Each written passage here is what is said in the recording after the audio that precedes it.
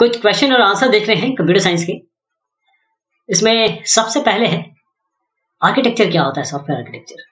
देखिए, अगर आपने कोई सॉफ्टवेयर बनाया है तो आर्किटेक्चर और डिजाइन ये चीज आपसे जरूर पूछी जाएगी। एक सॉफ्टवेयर प्रोग्रामर से, प्रोग्रामर तो नहीं कहूंगा, software as a whole engineer से, एक सॉफ्टवेयर एनालिस्ट से, एक सॉफ्टवेयर प्रोफेशनल से ये दरकार की जाती है कि वो आर्किटेक्चर और डिजाइन का बहुत स्पष्ट आंसर दे। उन्हें पता होना चाहिए दोनों डिफरेंस क्या है। तो आर्किटेक्चर इस तरीके से आप समझिए कि मैं आपसे बोलता हूं कि आपने एमवीसी आर्किटेक्चर बनाया है, मैंने एनटीआर आर्किटेक्चर बनाया है। मेरा सॉफ्टवेयर एनटीआर आर्किटेक्चर का है, आपका जो सॉफ्टवेयर है ये मॉडल व्यू कंट्रोलर फॉलो करता है। बिल्कुल यही आर्किटेक्चर है। तो अब जब डेफिनेशन बताऊंगा उसको इस तरीके से लेट करिएगा। सॉफ्टवेयर आर्किटेक्चर प्रोग्राम या एक कंप्यूटिंग सिस्टम का एक स्ट्रक्चर है या स्ट्रक्चर ऑफ द सिस्टम है, उस सिस्टम का स्ट्रक्चर है या स्ट्रक्चर्स है जिसमें आप सॉफ्टवेयर के कंपोनेंट्स बताते हैं, एक्सटर्नली जो विजिबल प्रॉपर्टीज हैं इन कंपोनेंट्स की बताते हैं और उनके बीच में रिलेशनशिप क्या है वो बताते हैं। Components, the structure of the components and the interfacing of the relationship between the components, also the externally visible properties of these components, this is software architecture. अब जैसे मैंने आपको कहा था डिजाइन के बारे में भी जानना है, डिजाइन भी बहुत जरूरी है। तो डिजाइन क्या है? डिजाइन, अब often we confuse between architecture design, इसमें हम कंफ्यूज होते हैं। डिजाइन का मतलब यह है कि आपको ऐसा फ्रेमवर्क बनाना है, ऐसा ब्लूप्रिंट बनाना है कि जिसका प्रोग्राम में तब्दीली हो सके, जिसका एक्चुअल किसी प्रोग्रामिंग लैंग्वेज में जिसको कोड किया जा सके। तो डिजाइन ये एक प्रोसेस है। इसमें हम करते क्या है, हम प्रॉब्लम डोमेन में है, यानी कि हमारे पास कुछ प्रॉब्लम है जो हमको रिक्वायरमेंट्स आई हुई, इस प्रोग्राम डोमेन से आप सोल्यूशन डोमेन में जाना चाहते हैं।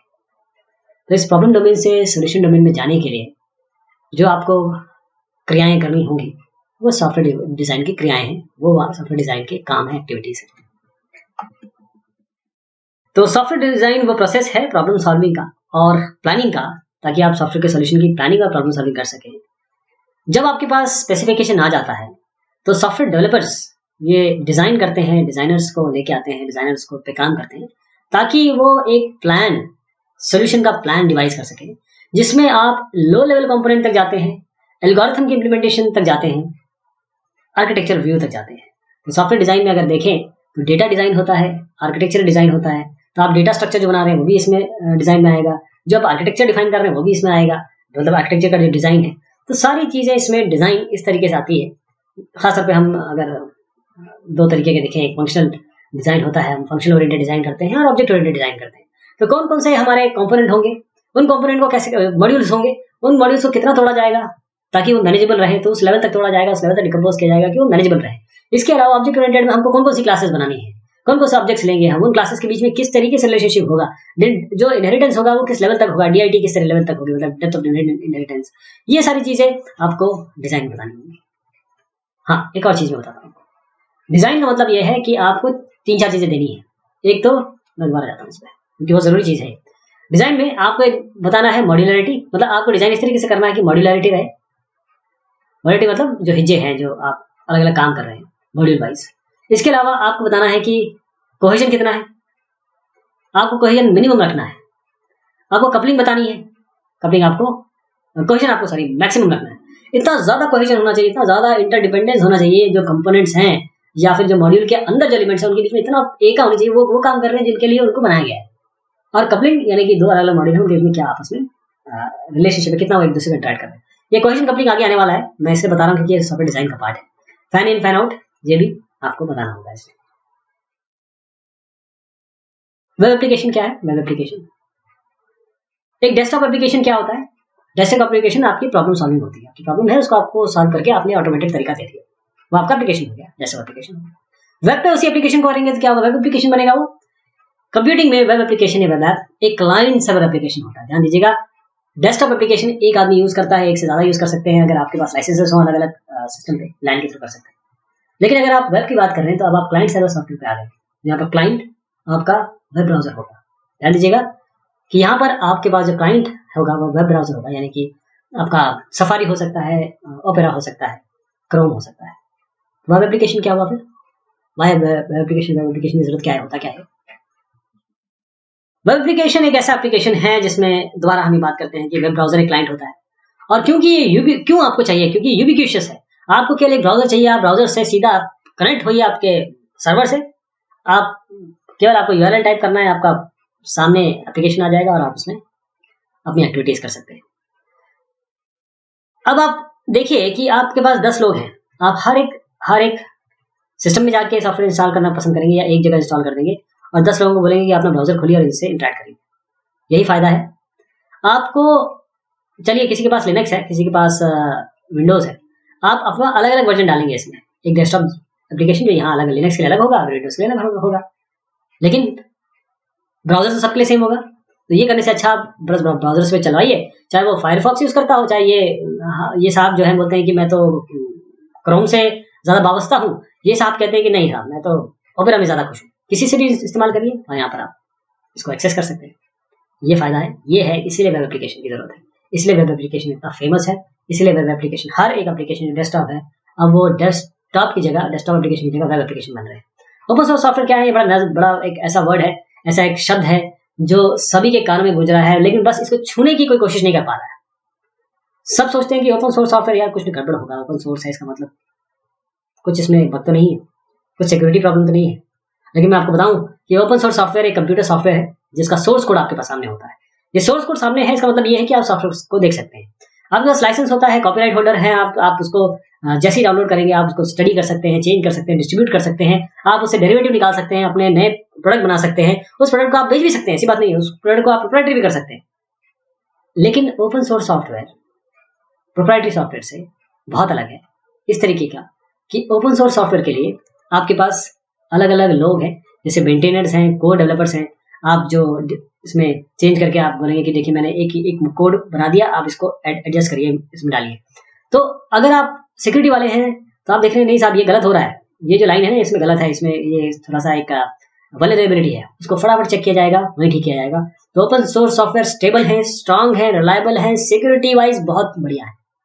जो ओपन सोर्स सॉफ्टवेयर है, मैं आपको एग्जांपल अगर दे दूं तो उस एग्जांपल का नाम सुनते ही आप बोलेंगे हाँ ये सबसे बढ़िया सॉफ्टवेयर है। लिनक्स ओपन सोर्स सॉफ्टवेयर है, Firefox Mozilla Firefox open source है, ओपन स्ट्रीट मैप, इसके अलावा जैसे आप माइक्रोसॉफ्ट वर्ड यूज करते हैं ऐसे ही आपके पास लिब्रे ऑफिस है, ओपन ऑफिस है, इतने अच्छे ओपन सॉफ्टवेयर।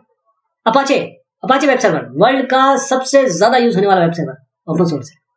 क्यों फेमस है? क्योंकि उसके पीछे बहुत बड़ी कम्युनिटी है, सोर्स कोड ओपन है तो आप सबके सामने है, तो उसमें सिक्योरिटी, उसकी प्रोग्रामिंग, उसकी परफॉर्मेंस, उसकी एफिशिएंसी सारे सबके सामने है, उसको एनहांस कर रहे हैं लोग और वो सब यूज कर रहे हैं, गरीब हो अमीर हो, जिसके पास उसको खरीदने की चीजें नहीं है वो ओपन सोर्स सॉफ्टवेयर यूज करता है, उसको यूज करता है अपने कोड में और सोसाइटी के लिए, गवर्नमेंट के बेनिफिट के लिए काम होता है। MySQL क्या है? MySQL आपने सुना होगा, MySQL AB। MySQL AB है असली चीज MySQL AB है। MySQL नाम अब इसलिए आ गया क्योंकि MySQL किसके पास है? Oracle के पास। MySQL को लिखा गया था C++ में। अब है क्या है? ये एक रिलेशनल डेटाबेस मैनेजमेंट सिस्टम है। अब अभी मैंने ओपन सोर्स बताया आपको, ये MySQL ओपन सोर्स है, वर्ल्ड का सबसे ज्यादा यूज होने वाला open source database, relational database management system है। Oracle के बाद सेकंड नंबर पे है। लाइसेंस इसका GPL मिलता है, GPL का मतलब होता है पब्लिक लाइसेंस और G का मतलब होता है general public licence, general. Proprietary है ये MySQL, ऐसा नहीं है, उसके प्रोप्राइटरी वर्जन भी आप Oracle ओन करता है तो कहाँ से वो अगर आपको अच्छी फैसिलिटी दे रहा है, कुछ फैसिलिटी के अलावा वो आपको सपोर्ट दे रहे हैं, वो आपको आपके लिए काम कर रहे हैं, तो उसके लिए वो प्रोप्राइटरी थोड़ा बहुत पैसा लेते हैं। MySQL एक ओपन सोर्स RDBMS है, वर्ल्ड का सेकंड मोस्ट वाइडली RDBMS है, सबसे ज्यादा यूज होने वाला open source client server model RDBMS है। SQL का मतलब स्ट्रक्चर्ड क्वेरी लैंग्वेज है। MySQL development project source code आपके पास अवेलेबल है GNU GPL general public licence के तहत। प्रोप्राइटरी भी है, अगर आप बड़ा फर्म है अफोर्ड कर सकते हैं और आप MySQL के अलग अलग वर्जन जो प्रोप्राइटरी बेस पे लेना चाहते हैं ले सकते हैं। पॉपुलर क्यों है ये? MySQL पॉपुलर क्यों है? MySQL इसलिए पॉपुलर है कि ये वेब एप्लीकेशन के लिए सबसे पहली चॉइस है, क्योंकि आप लैम्प देखें, वैम्प देखें, जैम्प देखें, सब में क्या है? इसमें जैम्प दिख रहा है आपको, सब में MySQL है, सब में MySQL है। फ्री सॉफ्टवेयर है, ओपन सोर्स प्रोजेक्ट है, इसीलिए पूरा फुल फीचर्ड है, सब कुछ मिलेगा आपको इसमें और बहुत इजी टू यूज है। कौन यूज करता है MySQL को? अब मैं जो जो आपने नाम सुने होंगे वो सब यूज करते हैं। गूगल सर्च के लिए यूज नहीं करता, लेकिन फेसबुक, ट्विटर, फ्लिकर, यूट्यूब, इन सबके नाम आपने सुने, इसलिए मैंने इनका नाम यहाँ दर्ज किया है। MySQL, Joomla हो, वर्डप्रेस हो, ड्रूगल हो, सब यूज करते हैं। MySQL इसलिए यूज होता है क्योंकि इसकी जो, अगर आप टेक्निकल डिटेल्स देखें तो जितने रो प्रोवाइड, जितने कॉलम, जितना इसका सिक्योरिटी फीचर है, जो इसकी स्केलेबिलिटी है, वो सब बहुत बेहतरीन है। HTML5 क्या है? HTML5 2014 में, वैसे 2008 से शुरू हो गया था, 2014 में ऑफिशियली रिलीज हुई HTML4 के बाद का नया वर्जन है। आपको पता है HTML4 कब आई थी, इसका पिछला वर्जन कब आया था? इसका वर्जन, जो HTML का पिछला वर्जन था, वो 1997 में आया था। बाकी सारी टेक्नोलॉजी चेंज हुई, HTML चेंज हुई थी। तो क्या होता था कि अगर आपके पास ब्राउजर है, उसमें अगर आपको वीडियो दिखाना है तो आपको फ्लैश चाहिए होता था। अगर आपको 3D दिखाना है तो कोई पॉसिबिलिटी नहीं थी, आपको बाहर के प्लगइन्स आपको डालने पड़ते थे। ये एक दिक्कत थी। HTML5 एक मार्कअप लैंग्वेज है, ताकि आप अपने वेब कंटेंट, जो आप वेब पे दिखाने वाले हैं, शो करने वाले हैं, उनको स्ट्रक्चर कर सके, प्रेजेंट कर सके। कंटेंट मैनेजमेंट के लिए है, कंटेंट व्यूइंग के लिए है। और करंट वर्जन है, 5वां वर्जन है। क्यों HTML5? डिफरेंस क्या है HTML5 से, HTML4 से? जितने भी प्रॉब्लम थे HTML4 के, उसको तो दूर किया गया है। दूसरा यह है कि आपको प्लगइन्स और ये जो प्रोप्राइटरी APIs है, उनकी जरूरत नहीं पड़ती है आपको। बहुत सारे ब्राउजर इसको सपोर्ट करते हैं। क्यों HTML5? क्योंकि जैसे मैंने आपको बताया, कोई फ्लैश प्लगइन नहीं चाहिए आपको, कोई बाहर की चीज नहीं चाहिए। आपके पास क्या क्या है मैं आपको बताता हूँ। Video, audio, canvas. Video support है इनबिल्ट, वीडियो लिखिए और वीडियो दिखाना शुरू कर दीजिए। ऑडियो लिखिए, ऑडियो चलाना शुरू कर दीजिए। कैनवस बनाइए, 3D दिखाना शुरू कर दीजिए। अब आपका क्या था HTML4 में? डिवीजन, बहुत सारे टैग थे। तो कैसे एक कंटेंट को कैसे मैनेज करें? ये जैसे आप ये पेज देख रहे हैं, आपकी आंखों के सामने जो पेज है, इसमें देखिए ये कुछ टॉपिक जैसा दिख रहा है, यहाँ पर ये पैराग्राफ है। तो क्यों ना इस तरीके से बनाया जाए। उन्होंने कहा कि हम नेविगेशन डालेंगे, हम फुटर डालेंगे, हम हेडर डालेंगे, इस तरीके से। तो डिवीजन वगैरह हटा के उन्होंने प्रॉपर एक पेज का जो देखने का तरीका है, जो हमारे नजरों में है, जो हम सोचते हैं जिस तरीके से, वो बना दिया। HTML5 एफिशिएंसी और परफॉर्मेंस में भी काफी आगे है अपने पिछले वर्जन से। PHP क्या है? What is PHP? PHP इसका पहले नाम था पर्सनल होम पेज, अब इसका नाम हो गया है हाइपरटेक्स्ट प्री प्रोसेसर। इसका मतलब ये है कि अच्छा, हर जगह आप PHP सुनते हैं। अभी लैम वैम्प मैंने एग्जाम बताया था आपको, तो इसमें आखिरी में जो P आपको दिख रहा है ना, वो PHP ही है। पर्ल और पाइथन के लिए भी है, लेकिन P का मतलब वहां पर मोस्टली PHP है। तो ये इसका मतलब समझ में आ गया आपको कि ये एक तो फ्री और ओपन सोर्स है। अगर आप इसको यूज करेंगे तो आपको कोई लाइसेंसिंग नहीं लगती है। दूसरा, PHP जो है वो सर्वर साइड स्क्रिप्ट है। अगर आप अपना जो भी वेब पेज अगर आप देख रहे हैं, जरा राइट क्लिक करके व्यू सोर्स करिए, अगर उसमें PHP है तो आपको दिखेगी नहीं, क्योंकि PHP कहाँ रन करती है, कहाँ करती है? ये सर्वर पे करती है, सर्वर साइड। यानी कि अगर आपका एक क्लाइंट है, ये आपका सर्वर है, वेब सर्वर है, तो वेब सर्वर पे क्या होता है? वेब सर्वर पे आपके सारे मतलब htdocs हो या जहाँ भी आप रखना चाहते हैं डायरेक्टरी में, वहां पर आपके कंटेंट होता है, वेब पेजेस होते हैं। अब इन वेब पेजेस में जैसे आपका जो क्लाइंट है URL से कुछ एग्री करता है, कुछ रिक्वेस्ट मांगता है, तो HTML तो यहाँ दिखाई दे देती है, सारे जावास्क्रिप्ट HTML सही चलती है। लेकिन व्हाट अबाउट PHP यहाँ दिखती भी नहीं है और चलती नहीं है, PHP नहीं चलेगी। PHP एक सर्वर साइड स्क्रिप्टिंग लैंग्वेज है वेब डेवलपमेंट के लिए, एक तरीके से जनरल पर्पस प्रोग्रामिंग लैंग्वेज है। क्यों? क्योंकि ये C से बहुत रिजेंबल करती है। C के सारे आपको, जब भी आप अगर आप PHP सीखते हैं तो आप देखिएगा, अगर आपको C आपने सीखी हुई है तो आपके बाएं हाथ का खेल है ये PHP। रास्मस लेडॉफ ने इसको बनाया था 1994 में, और पर्सनल होम पेज नाम था। अब इनका नाम जो है हाइपरटेक्स्ट प्री प्रोसेसर। देखिए, मैं आपको एक चीज जरूर बताऊं कि कभी भी जैसे PHP है, ये सब है, इनके फुल फॉर्म में मत जाइए। अगर आपको फुल फॉर्म पता है, इसका मतलब नहीं कि आपको सब कुछ आता है। जरूर कोशिश करिए, मेरी आप एडवाइस है, मेरी आपसे इल्तिजा है कि आप इसका कंटेंट देखिए कि इसके पीछे अंडरलाइन टेक्नोलॉजी क्या है। PHP एक सर्वर साइड स्क्रिप्ट है। तो PHP, जिसे मैंने बताया, widely use open source general purpose programming language है। वेब डेवलपमेंट के लिए इसको बनाया गया है, वेब डेवलपमेंट के लिए इसको तैयार किया गया है। आप इसको HTML में एम्बेड करेंगे, यानी कि कोई PHP अलग से नहीं बनाते हैं। इसको हम HTML मतलब HTML टैग्स के अंदर ही होती है। PHP के की पॉइंट देखिएगा, एक्रोनिम जैसे बताया, हाइपरटेक्स्ट प्री प्रोसेसर है, वाइडली यूज्ड है, ओपन सोर्स स्क्रिप्टिंग लैंग्वेज है। ओपन सोर्स इसलिए मैंने आपको बताया था कि ओपन सोर्स कितना पावरफुल है। PHP भी ओपन सोर्स है, सर्वर पे एग्जीक्यूट होती है, फ्री टू डाउनलोड है, कोई रॉयल्टी नहीं, कोई लाइसेंस नहीं, कोई एग्रीमेंट नहीं, आराम से यूज करिए इसको। पीएचपी के बारे में जरा बताना चाहूंगा कि जैसे एचटीएमएल कोड लिखा आपने, यहाँ एचटीएमएल बंद किया, पीएचपी कैसे लिखते हैं, इस तरीके से क्वेश्चन मार्क लगाएंगे, पीएचपी लिखिए, पीएचपी, यहाँ पर पीएचपी बंद करिए, बस ऐसे लिखना है। जैसे ये पीएचपी टैग्स आएंगे सर्वर साइड पे ये स्क्रिप्ट रन हो जाएगी। जैसे आप इको करते हैं, इको करिए हाय, हर लाइन सेमीकोलन से बंद होती है पीएचपी में, जैसे general program purpose programming language में होती है। तो इस तरीके से आपका पीएचपी रन करेगा सर्वर साइड पर। कैस्केडिंग स्टाइल शीट क्या है, अब आप देखिए HTML5 है आपके पास, HTML5 में आपको इतना जबरदस्त, इतनी बेहतरीन एनिमेशन मिलता है। इस तरीके से जब एक जगह से दूसरी जगह जाएंगे तो ऐसा फ्लो होगा जैसे जैसे आपके मतलब मखमल का कोई एक कपड़ा हिल रहा है और पीछे बैकग्राउंड लाल है और हरा है और आगे मलमल आपका तैर रहा है। वैसे व्यू कैसे मिलता है आपको, आपने कभी सोचा इस बारे में? HTML5 केवल कंटेंट दिखाता है, उसको दिखाने, उसकी स्टाइलिंग, उसकी सुंदरता, उसके मेकअप के कैस्केडिंग स्टाइल शीट है। लेटेस्ट वर्जन है CSS3। कैस्केडिंग स्टाइल शीट एक स्टाइल शीट लैंग्वेज है ताकि आप जो मार्कअप लैंग्वेज हैं उनके प्रेजेंटेशन को संभाल सके, दिखा सके, बेहतरीन कर सके। जावास्क्रिप्ट क्या है? जावास्क्रिप्ट पहली चीज तो यह है कि जावास्क्रिप्ट का जावा से कोई लेना देना नहीं, कोई भी लेना देना नहीं।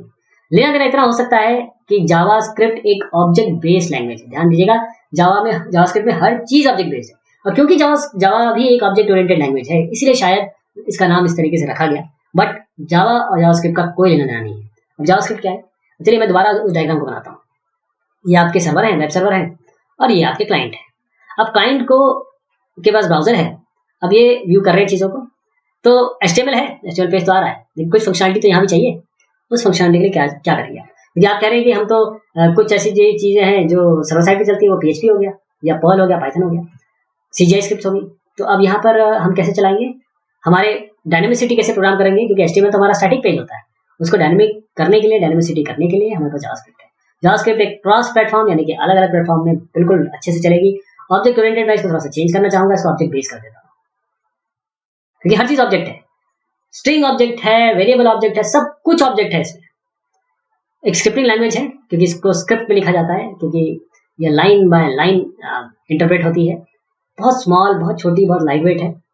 और वेब जावास्क्रिप्ट आराम से आप इसमें आपको प्रोग्रामिंग कंट्रोल मिलते हैं, इसमें आपको इफ मिलेगा, इसमें आपको फॉर मिलेगा, इसमें वो सारी चीजें मिलेगी जो प्रोग्रामिंग लैंग्वेज में मिलती है, लेकिन एक तहत मतलब एक लेवल तक। वरना अगर सब कुछ मिल गया तो JavaScript general purpose programming language हो जाएगी। तो जो चीज आपको चाहिए करने के लिए, एनीवेयर बनाना है, सब कुछ मिलेगा इसमें। स्क्रिप्ट एक लैंग्वेज, इसको बनाया था नेटस्केप ने। नेटस्केप नेविगेटर आपने सुना होगा, पहले जमाने में केवल नेटस्केप नेविगेटर ही ब्राउजर हुआ करता था, बाकी थे ही नहीं। इंटरनेट एक्सप्लोरर था माइक्रोसॉफ्ट का या नेटस्केप नेविगेटर था। तो ये वेब ऑथर्स को एक इंटरैक्टिव या फिर डायनेमिक साइट इंटरैक्ट, अगर आप कंटेंट HTML के साथ इंटरैक्ट करना चाहेंगे तो आपको जावास्क्रिप्ट का उपयोग करना पड़ेगा। सारी इसमें फंक्शनलिटी हैं जो नॉर्मल एक प्रोग्रामिंग लैंग्वेज में होती है, बहुत ज्यादा नहीं है। प्रोग्रामिंग लैंग्वेज तो जनरल पर्पस प्रोग्रामिंग लैंग्वेज होती है। जावास्क्रिप्ट HTML सोर्स कोड के साथ इंटरैक्ट करती है, डायनेमिक कंटेंट बनाने में मदद करती है आपको। और क्योंकि ये ऐसा है कि फ्री है तो आपको कोई लाइसेंस वगैरह की कोई जरूरत नहीं है। सारे के सारे इसमें जो अभी आज की बात में बताऊंगा, जितने भी आपके फेमस, आपके जितने भी ब्राउजर्स हैं सब सपोर्ट करते हैं इसको। तो जावास्क्रिप्ट एक तरीका होता है, एक सीक्वेंस है। आप अगर वेब एप्लीकेशन बनाना चाहते हैं तो उसके लिए एक तरीका है। कैसे? सबसे पहले आप HTML लिखेंगे, HTML, फिर उसमें आप जावास्क्रिप्ट डालेंगे। अब जावास्क्रिप्ट का एक बहुत बेहतरीन वर्जन है हमारे पास, jQuery। jQuery ने क्या किया, जावास्क्रिप्ट की अच्छी अच्छी चीजें लेके बहुत लाइट वेट बना दिया इसको। अब आप जावास्क्रिप्ट की जैसे 10 लाइन लिखा करते थे, jQuery की केवल एक लाइन में चल जाएगा। तो jQuery आजकल यूज होती है, जावास्क्रिप्ट कम यूज होती है, क्योंकि jQuery की जावास्क्रिप्ट सही आई है। jQuery गूगल की देन है। अब आपने HTML लिख दिया, फिर जावास्क्रिप्ट लिख दिया, JS कर दिया। उसके बाद आपने सर्वर से कुछ इंटरैक्ट करना है, सर्वर पे प्रोसेसिंग करनी है, तो आपने PHP लिख दिया। और सर्वर प्रोसेसिंग क्यों चाहिए आपको, ये भी एक सवाल है। सब कुछ जावास्क्रिप्ट से क्यों नहीं हो सकता, PHP की क्या जरूरत है? क्योंकि आपके पास डेटाबेस होता है, डेटाबेस से इंटरैक्ट PHP करता है, जावास्क्रिप्ट नहीं करता है। अब ये सब हो गया। अब सर्वर की बात इतनी बार मैंने की, तो अब सवाल उठता है, what is web server? What is web server? Web server क्या है? वेब सर्वर एक प्रोग्राम है जो HTTP प्रोटोकॉल को यूज करता है ताकि वो यूजर्स को वेब पेज उपलब्ध करा सके। अब क्या है कि यूजर जो है इसमें ध्यान दीजिएगा, यहाँ पर वेब ब्राउजर है, यहाँ से यूजर अपनी रिक्वेस्ट करता है, वो रिक्वेस्ट जैसी आती है वेब सर्वर पे, सर्वर का मतलब होता है सर्व करना, तो वो सर्व क्या करते हैं, वो HTTP के थ्रू जाता है, आपकी रिक्वेस्ट HTTP में आपके गेट होता है, पोस्ट होता है, तो इसके थ्रू आपकी रिक्वेस्ट आती है, जैसी रिक्वेस्ट आती है इस रिक्वेस्ट को पूरा करने का काम होता है वेब सर्वर का, और ये केवल और केवल HTTP को समझता है। ध्यान दीजिएगा, वेब सर्वर केवल HTTP को समझता है और कुछ को नहीं समझता। अगर आप FTP डालेंगे, अगर आप कुछ और डालेंगे, SMTP डालेंगे, तो वेब सर्वर को नहीं समझ में आएगा, केवल HTTP। वेब सर्वर अब बहुत एडवांस हो गए हैं, आजकल FTP और HTTP समझते हैं, और वेब सर्वर एप्लीकेशन सर्वर को दोनों को बराबर दर्जे से देखा जाता है। लेकिन अगर वेब सर्वर की डेफिनेशन आप मांग रहे हैं, तो वेब सर्वर केवल HTTP के बारे में जानता है, वो केवल उसका काम केवल है कि आपको हाइपरटेक्स्ट, देखिए हाइपरटेक्स्ट ट्रांसफर प्रोटोकॉल है, यानी कि वो आपको केवल जो हाइपरटेक्स्ट लैंग्वेजेस हैं, HTML हैं, उसको सर्व करेगा। और डेडिकेटेड कंप्यूटर्स हो सकते हैं। वेब सर्वर का मतलब ये होता है कि एक्चुअली ये है तो सॉफ्टवेयर प्रोग्राम है, आप जैसे अपाचे है, IIS है, ये सारे जो है वेब सर्वर हैं, तो आप इसमें रख दीजिए एक सर्वर में, और यहाँ से उसमें और कुछ मत रखिएगा, क्योंकि वेब सर्वर का मतलब ये होता है कि उसमें वो 24 घंटे चलता रहता है 24/7, अब बाकी इससे इंटरैक्ट करते रहते हैं ब्राउजर। कोहेजन कपलिंग मैंने आपको बताया था डिजाइन में, सॉफ्टवेयर डिजाइन में कोहेजन कपलिंग आने वाला है। तो इसका डिफरेंस समझिएगा, कोहेजन एक मेजर है, एक मॉड्यूल की इंट्रा मतलब अंदर की बात होगी, इंट्रा डिपेंडेंसी कितनी है जो एलिमेंट्स है मॉड्यूल में, उनकी इंट्रा डिपेंडेंसी क्या है। जितना ज्यादा कोहेजन होगा उतना बढ़िया प्रोग्राम होगा आपका, उतना बढ़िया प्रोग्राम डिजाइन होगा। कोहेजन एक क्वालिटेटिव इंडिकेशन है कि क्वालिटेटिव इंडिकेशन किस चीज का, डिग्री का, किस तरीके से मॉड्यूल केवल फोकस करता है जो एक काम उसको दिया गया उस पे, बाकी सब पे नहीं। कोहेजन का मतलब ये होता है कि ऐसा इंडिकेशन जो आपको फंक्शनल स्ट्रेंथ बताता है उस मॉड्यूल की। कोहेजन आपको बताता है कि उस कंपोनेंट का सिंगल माइंडेडनेस है कि नहीं, वो वही काम करता है ना जिसके लिए उसको बनाया गया है। कोहेजन का मतलब ये होता है कि वो कंपोनेंट या क्लास जो इनकैप्सुलेट करते हैं, रखते हैं एट्रीब्यूट ऑपरेशन को, जो आपस में सब क्लोजली रिलेटेड है, एक दूसरे से क्लोजली रिलेटेड है। अब कपलिंग की बात करते हैं। कपलिंग अगेन एक मेजर है। अब यहाँ पर इंट्रा था, यहाँ पर इंटर है, यानी दो अलग मॉड्यूल या डिफरेंट अलग मॉड्यूल्स की बात हो रही है। तो जो इंट्रा डिपेंडेबिलिटी है अलग अलग मॉड्यूल की, वो कपलिंग है, यानी किस तरीके से मॉड्यूल आपस में इंटरैक्ट कर रहे हैं, कितना ज्यादा इंटरैक्ट कर रहे हैं, वो कपलिंग होती है। जितनी ज्यादा कपलिंग होगी उतना आपका डिजाइन खराब होगा, यानी जितनी आपकी कपलिंग कम होगी उतना बेहतरीन आपका प्रोग्राम डिजाइन। तो कपलिंग एक क्वालिटेटिव इंडिकेशन है उस डिग्री का कि मॉड्यूल किस तरीके से कनेक्टेड है अपने आप एक दूसरे से और आउटसाइड वर्ल्ड से। कपलिंग एक इंडिकेशन है जो आपके मॉड्यूल्स के इंटरडिपेंडेंस की बात करते हैं, और कपलिंग एक क्वालिटेटिव मेजर है डिग्री का। ऑब्जेक्ट ओरिएंटेड की बात करें तो क्लासेस किस तरीके से एक दूसरे से कनेक्टेड है। एक क्लासेस या हम एक कंपोनेंट कह सकते हैं, अगर वो इंटरडिपेंडेंट है तो कपलिंग बढ़ जाएगी। आपका एम, आपका ध्येय एज ए डिजाइनर होता है कि हम कपलिंग को एज लो एज पॉसिबल करें। वेरिफिकेशन वैलिडेशन क्या है, ये भी बड़ा एक सवाल है जो बहुत पूछा जाता है। वेरिफिकेशन का मतलब होता है कि वो सारे काम that ensure that the software correctly implements specification, जो काम है उसको, जो भी अब वो टास्क आपको दिए गए हैं या टास्क आपने डिसाइड किए हैं, वो ठीक से फंक्शन कर रहे हैं कि नहीं कर रहे हैं, ये वेरिफिकेशन है। क्या आप जो प्रोडक्ट बना रहे हैं वो सही तरीके से बना रहे हैं, वेरिफिकेशन। वेरिफिकेशन के लिए जो डॉक्यूमेंट है, जो गाइड है, वो है software design document, SDD। Software verification का एक और इसकी डेफिनेशन ये है कि आपके पास जो एक फेज से इनपुट आया है उसका कितना आप उसको कितना फॉलो कर रहे हैं। जैसे डिजाइन आया तो डिजाइन को किस तरीके से फॉलो किया जाता है, कोडिंग में रिक्वायरमेंट है उसको किस तरीके से डिजाइन में तब्दील किया जा रहा है। तो जो रिजल्ट होते हैं जो एक फेज से दूसरे फेज में दिए जाते हैं, उसको किस तरीके से फॉलो किया जा रहा है, कितने लेवल तक फॉलो किया जा रहा है, उसको हम वेरिफिकेशन करते हैं, उसमें हम वेरीफाई करते हैं। वैलिडेशन का मतलब ये होता है कि जो कस्टमर रिक्वायरमेंट है उसको किस तरीके से इंश्योर करना कि किस तरीके से आप उसको चेक कर रहे हैं, वेरीफाई कर रहे हैं और साथ में इम्प्लीमेंट किए गए कि नहीं किए गए। वेरिफिकेशन का एक लाइन में मतलब है are we building the right product. Verification का are we building the product. ISO 9000 इससे पहले मैं बताऊं आपको ISO 9000 से पहले ISO 9000 जो है, ISO 9001 अभी ISO 9001 अभी लेटेस्ट क्या है, ISO 9001 2015।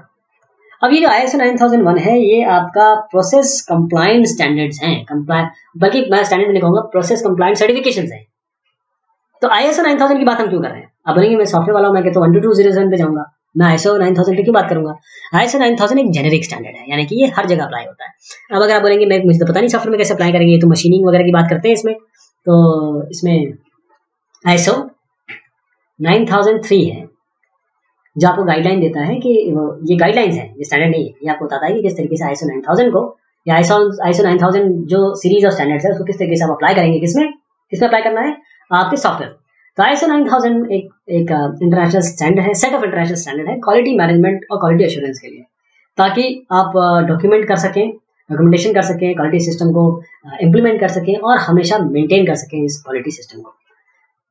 कोई इंडस्ट्री के लिए स्पेसिफिक नहीं है, इसलिए मैंने आपको बताया 9003 अगर आप पढ़ लेंगे, आप स्टैंडर्ड को देख लेंगे, गाइडलाइंस को देखेंगे, तो ISO 9000 को अपने सॉफ्टवेयर में भी लगा सकते हैं।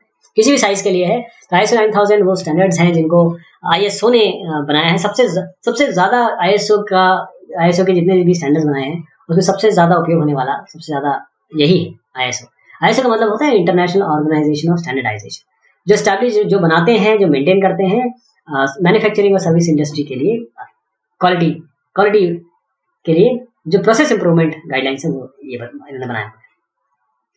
ISO 9000 जैसे मैंने बताया 13,000 से ज्यादा स्टैंडर्ड ISO ने बनाया हुआ है। सबसे ज्यादा ISO 9000 पॉपुलर है। क्वालिटी प्रोडक्ट्स सर्विस मैनेजमेंट सब जगह उपयोग है। स्टैंडर्ड क्या है ISO 9000 में, जैसे मैंने बताया ISO 9002 2015, ये आपको क्वालिटी मैनेजमेंट सिस्टम बताता है। ISO 9000 2015 है, ये बेसिक कॉन्सेप्ट और लैंग्वेज कवर करता है, तो आपको सर्टिफिकेशन जो मिलेगा वो इस पे मिलेगा। 9004 2009 है, 1911 2011 ऐसे बहुत सारे हैं, ये अलग अलग, जैसे कोई बोलता है, कोई सर्विस के बारे में बोल रहा है, कोई केवल डिजाइन के बारे में बोल रहा है, कोई टेस्टिंग के बारे में बोल रहा है, ये सारे आपके पास अवेलेबल है। वेब सर्विसेज क्या है? वेब सर्विसेज बहुत जरूरी है, क्योंकि अगर मैं एक एग्जांपल देता हूँ, आप गूगल मैप्स यूज करते हैं, उसमें मैप्स आते हैं। अब ये मैप जो है ये कहीं रखे तो हुए नहीं, ना आपके सिस्टम पे रखे हैं कि नहीं किसी सर्वर पे रखे हुए, तो ये आपके पास आते कैसे हैं? मैप मैं थोड़ा सा इसको चेंज करूंगा अपने सेंटेंस को। मैप रखे तो हुए हैं किसी सर्वर पे, लेकिन आपके पास कैसे आते हैं और ब्राउजर में कैसे शो हो जाते हैं? उसका तरीका है वेब सर्विसेज।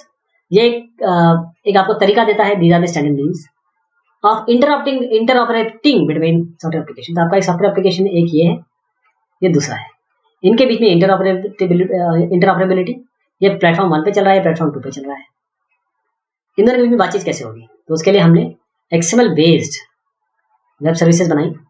अब आपको इसकी जरूरत नहीं है कि अरे किसी प्लेटफॉर्म पे ये चलेगा नहीं चलेगा, इंटरऑपरेबिलिटी होगी नहीं होगी, एक्सटेंसिबिलिटी होगी नहीं होगी, मशीन प्रोसेसेबल है कि नहीं है, इनके बारे में कोई चिंता करने की जरूरत नहीं है। वेब सर्विसेज अगर आपने बना दिया तो यहाँ भी चलेगा, कोई भी इसे कंज्यूम कर सकता है। वेब सर्विसेज के पीछे जो अंडरलाइन टेक्नोलॉजी है XML है, उसके ऊपर SOAP है, SOAP HTTP चलता है। ये SOAP ये सर्विस ओरिएंटेड एक्सेस प्रोटोकॉल है शायद, और अगर मैं गलत हूँ तो मुझे माफ करिएगा, लेकिन ये शायद सर्विस ओरिएंटेड एप्लीकेशन प्रोटोकॉल ही है। XML है, उसके पीछे SOAP है, अब उसके साथ UDDI होता है, ये यूनिवर्सल डायरेक्टरी डिस्क्रिप्शन इंटरफेस है शायद। इस तरीके से सारी चीजें मिलके एक वेब सर्विसेज को बनाती हैं, और वेब सर्विसेज आप बहुत अच्छे से बहुत आराम से यूज करते हैं अपने प्रोग्राम में, अपने वेब एप्लीकेशंस में।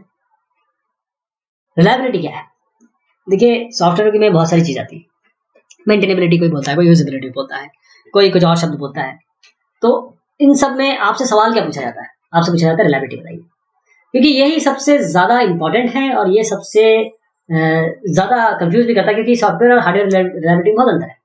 रिलायबिलिटी एक प्रोबेबिलिटी, ध्यान दीजिएगा, पहले रिलायबिलिटी और इसके साथ एक अवेलेबिलिटी भी आने वाली है।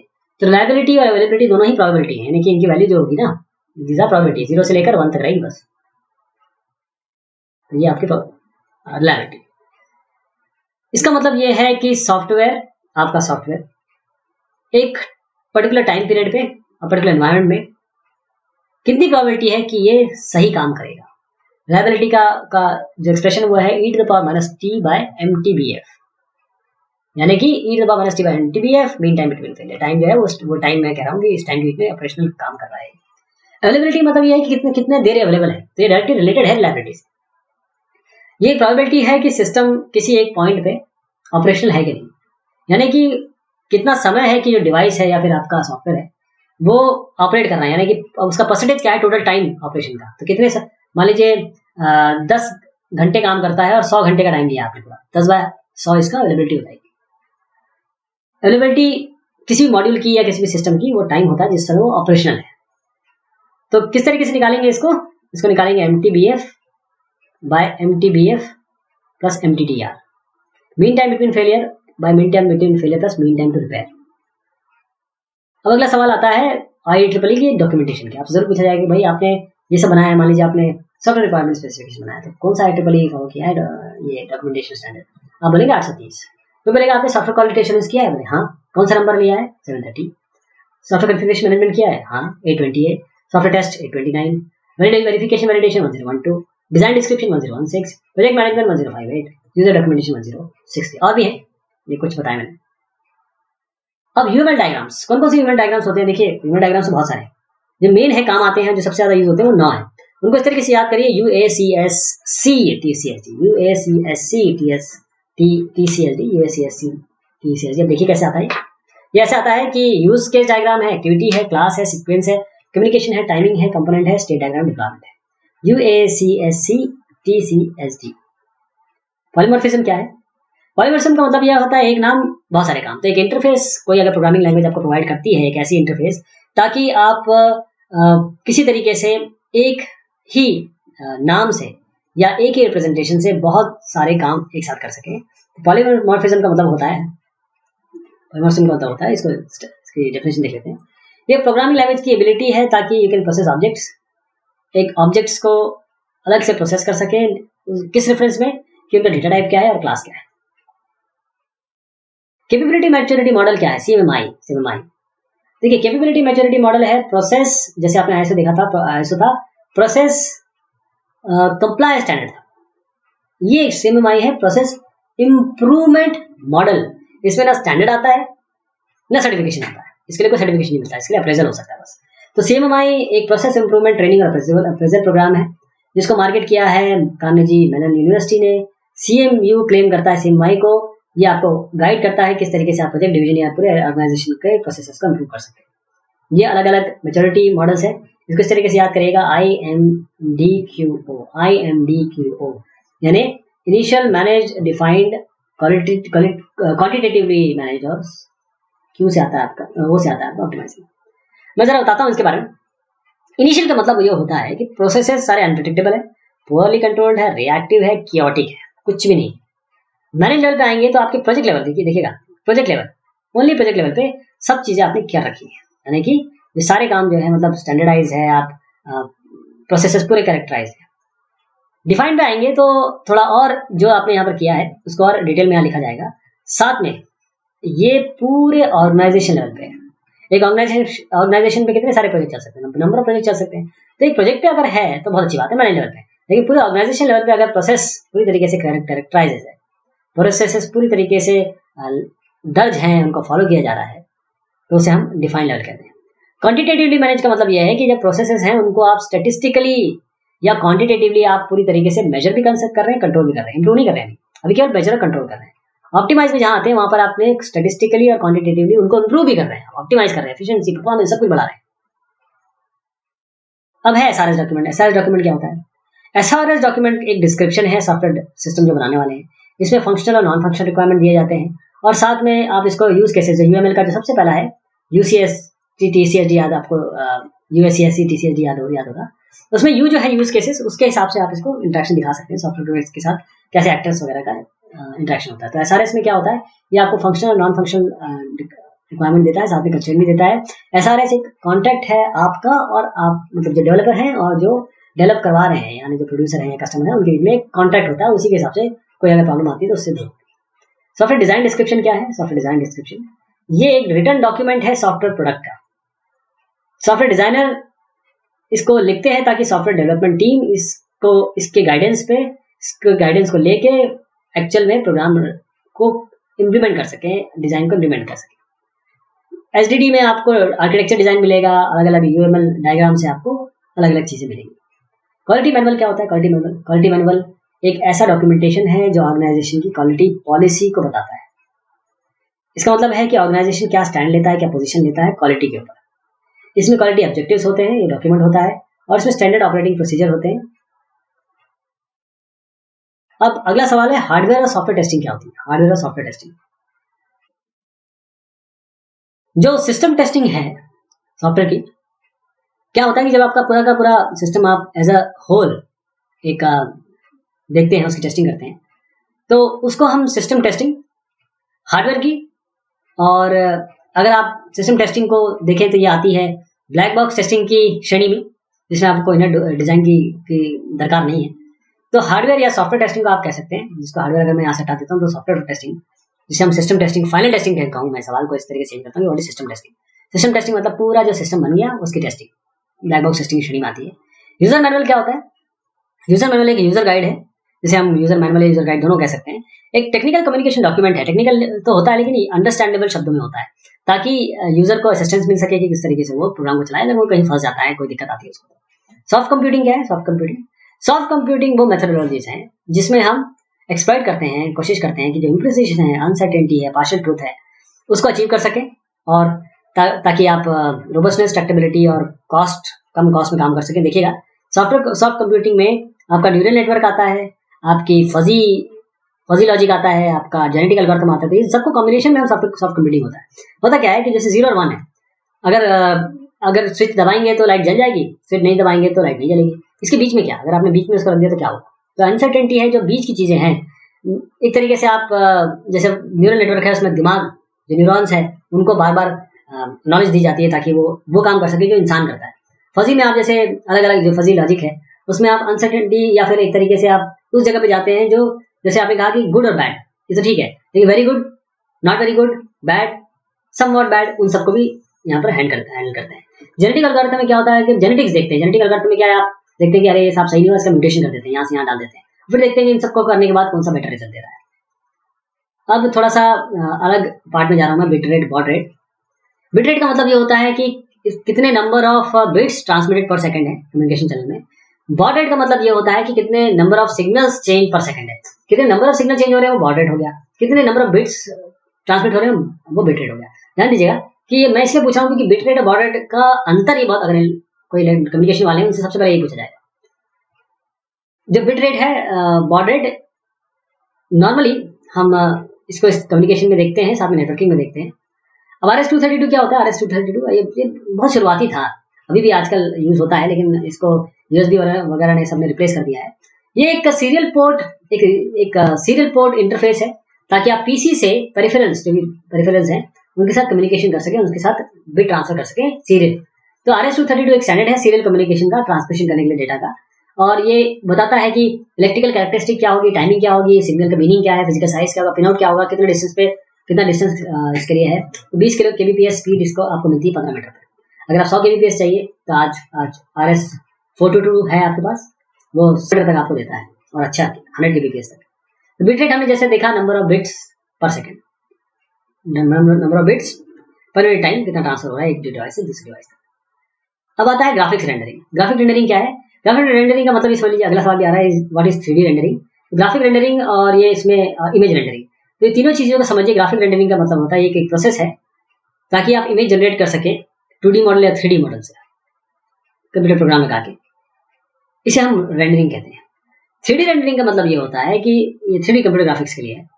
इसमें 3D जो आपने मॉडल्स बनाए हुए हैं उनको 2D इमेजेस में आपको चेंज करना है, और उसके साथ आप फोटो रियलिस्टिक इफेक्ट देंगे, और आपको जो 3D रेंडरिंग मिलेगी, मतलब दिखता 2D रहा है लेकिन वो इस तरीके से दिखेगा कि आपको 3D फील आएगा उसमें।